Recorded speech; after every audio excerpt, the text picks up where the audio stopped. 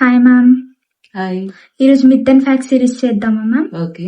Pregnancy medication వల్ల లావ్ అవుతారా? ప్రెగ్నెన్సీ మెడికేషన్స్ వల్ల లావడం అనేది అయితే కరెక్ట్ కాదు.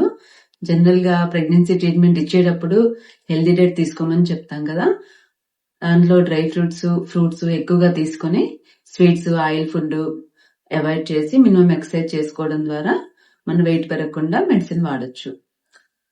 థైరాయిడ్ ఉంటే ప్రెగ్నెన్సీ కష్టమా? థైరాయిడ్ ఉంటే ప్రెగ్నెన్సీ రాదు అనేది అయితే ఏమి ఉండదు.